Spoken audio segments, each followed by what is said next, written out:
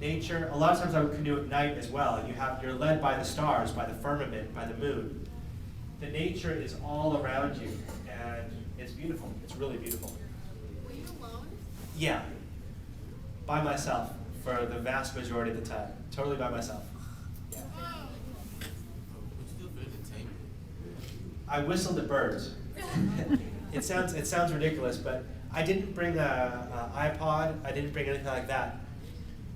By and large, you look at the Mississippi River and you think you're going to be around people the whole time, but there are times when you're out there for days and days and days, and there's no people. There's no people at all.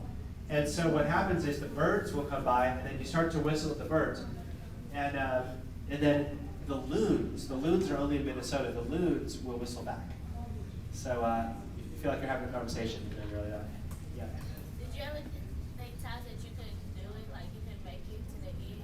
Like what are the times that you felt that you wanted to give up?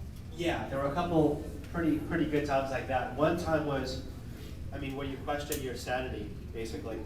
But there was one time on an island where it was just south of Cairo, Illinois, which is the first town of the north. And I got to this island. It was actually called Moore Island. It's my last name. So I thought, cool, I'm my own little island, right? And I got on, and it was a sandbank, and I was about this far off the water. So I came back, and I set up my tent, and by midnight, the water was lapping at my tent and my canoe. And I had to pick up station, go to higher ground. That night, the water would rise in the river five feet. So I'm 6 feet 2, about to here. The water rose that much in one night. And by 6 a.m., I was evicted off of the island because the water came to the highest point, and I had to throw everything in the canoe and go. In the dark, you're in the middle of the Mississippi River.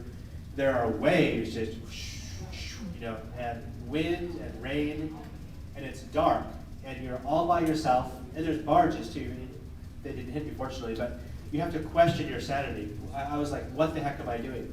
I met a ferry pilot who does a ferry boat, and he's like, can I ask you, are you crazy? He's like, what do you think you are doing? But then, I started to question my own, and I was like, yeah, you know what, this is stupid, it's crazy, I'm probably not going to continue. Then while I was talking to him, the wind died down, the river went to glass, and I thought, I can do it. I can get back in and keep going. I've got to make Memphis. So, but yeah, there's times like that where you're taking your life in your hands, really, and it's not that bright. But then there are so many other times. Everyone wants to know about the dangerous parts, but so many times where it's just, you're just pinching yourself. You're asking yourself, am I really living this life? Yes. What made you want to go down the river in the first place? It's funny. I've lived in Africa and Asia for the past 20 years. And I have a really good friend, a French friend out in Taipei. He's probably my best friend out there. And we're fellow teachers. We teach English out there. And we'd hang out at the bar sometimes after work. And we're at the bar, and he got sick.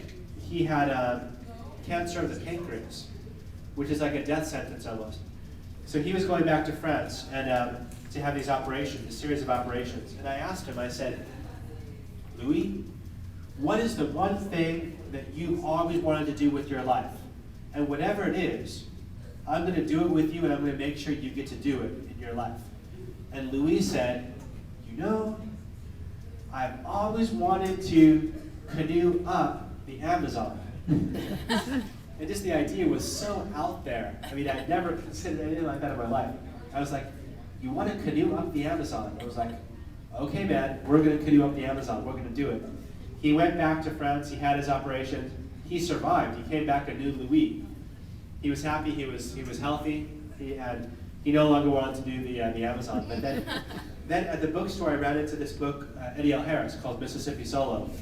And I saw this American who came down the river and just had the time of his life. And I started thinking, the second time I read that book, I thought, there was one morning I woke up and I said, I'm going to do it. I'm actually going to do it. And then I started making plans to do it. It took a few months to save. 6 months to work out at the gym to get my body ready for it. Another probably 8 months of saving money to be able to afford to do it. So pretty wild. Part of the joy of the whole thing, though, wasn't you have the nature and you have the river, but then you have the stories, you have the people along the way. And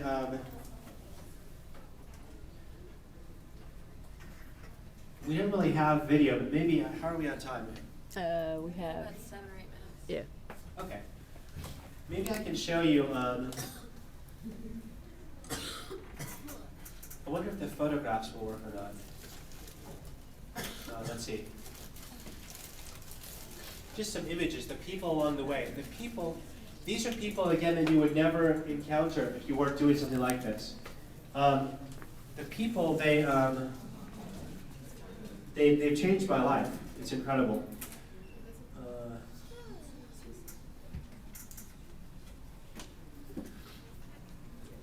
Here we go. Let's see. Maybe I can end off just with some photos if they come up here on the thing.